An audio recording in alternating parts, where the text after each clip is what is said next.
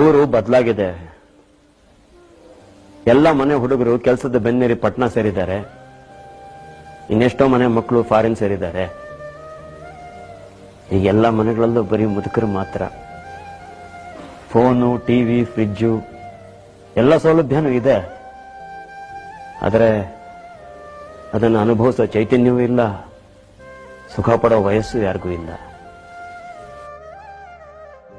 ಬರ್ತಾರೆ ವರ್ಷಕ್ಕೊಂದ್ಸಾರಿ ರಥೋತ್ಸವಕ್ಕೆ, 2 ದಿನ ಬರ್ಮುಡಾ ಚಡ್ಡಿ, ಬಣ್ಣ ಬಣ್ಣದ ಶರ್ಟು, ಕೂದಲು ಕಟ್ ಮಾಡಿಸ್ಕೊಂಡಿರೋ ಹೆಂಗಸರು, ಇಂಗ್ಲಿಷ್ ಮಾತಾಡೋ ಮಕ್ಕಳು, ಕೈಯಲ್ಲೊಂದು ಕ್ಯಾಮ್ರಾ ಹಿಡ್ಕೊಂಡು ಸೊಟ್ಟಗೆ ನಿಂತ್ಕೊಂಡು ನೆನಪಿಗೆ ಅಂತ ಫೋಟೋ ತೆಗಿತಾರೆ. ನಾವು ಬೆನ್ನು ಬಿದ್ದು ಹೋಗಿರೋ ಮುದುಕರು ನೆಟ್ಟಿಗೆ ನಿಂತು ಪೋಸ್ ಕೊಡೋದಕ್ಕೆ ಪ್ರಯತ್ನ ಪಡ್ತೀವಿ.